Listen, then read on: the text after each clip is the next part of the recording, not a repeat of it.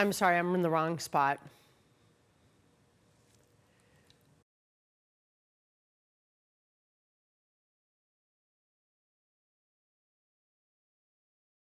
That's okay.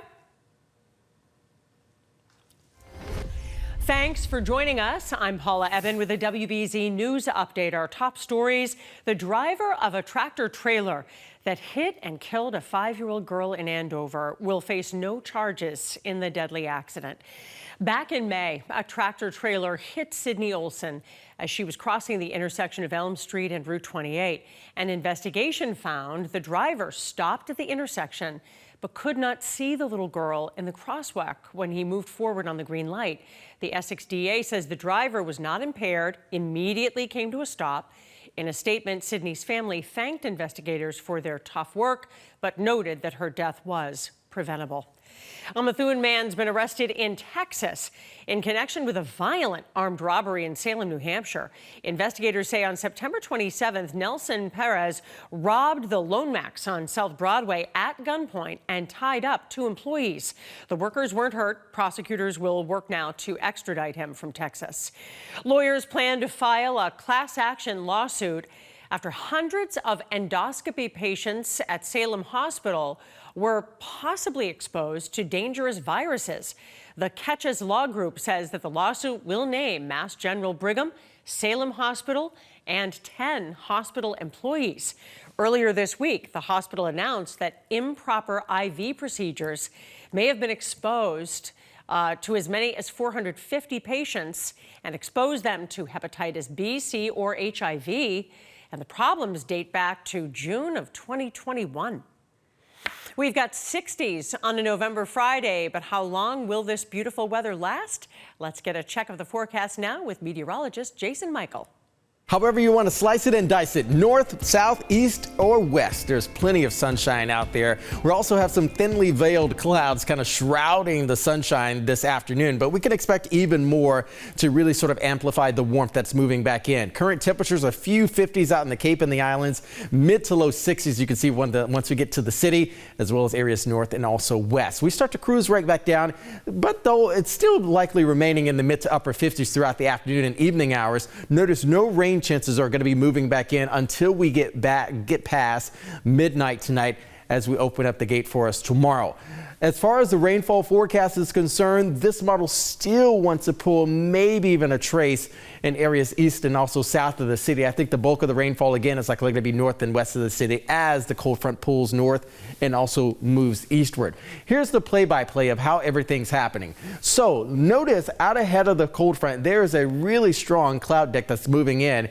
In the same breath, there's very strong gusty winds coming up from the south. So you can imagine there's energy coming in from the west, but also energy coming in from the south. So we're going to churn up a lot of moisture here, but also a lot of warm weather with compressional heating smashed right between these two systems. This is going to be a fastward moving cold front, so this thing is not going to be crawling. The quicker it gets in, the quicker it's going to get out. However, the other side of the coin is the colder and also much drier weather that's coming in behind the cold front. So you can already see stopping the clock here on Saturday at very early in the morning, 3, 4, 5 a.m. You can see we're starting to get some of the heaviest bands of rain moving through central Mass here.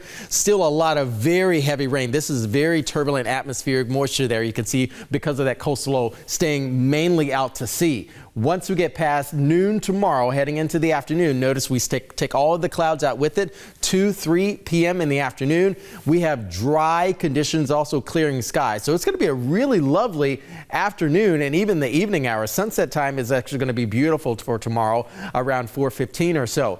But notice all these lines you can see right here, these are the winds. So winds are going to be gusting 35 miles per hour, believe it or not, into the afternoon and evening hours. So watch how the temperatures fall. I'm going to stop the clock. You can see here tomorrow at 3:30 p.m. Remember, we're going to be in the 50s waking up tomorrow morning. Once we get to 3, 4, 5 p.m., 50s begin to wane. 40s really take over here at the table. And once we get to 6:30, 30s now begin to move back into the pictures from central Mass, north in the Merrimack Valley, all the way down through 495, 95, and eventually get into the heart of the city. And by 10:30, every single location is in the 30s. So it's going to, again, be a weather whiplash.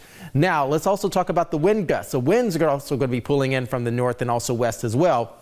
Dialing down to start, but also ramping up to finish. Look at the clock again. 1 p.m. on Saturday. Gusts approaching 40 miles per hour in Martha's Vineyard.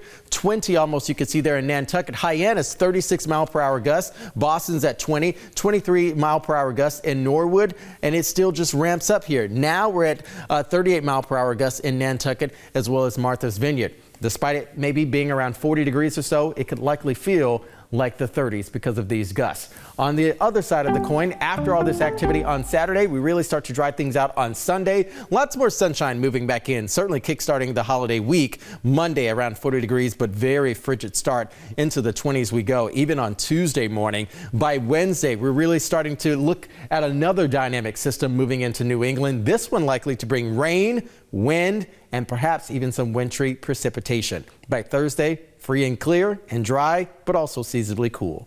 Paula? Thanks, Jason. I'm Paula Eben. This has been a WBZ News Update.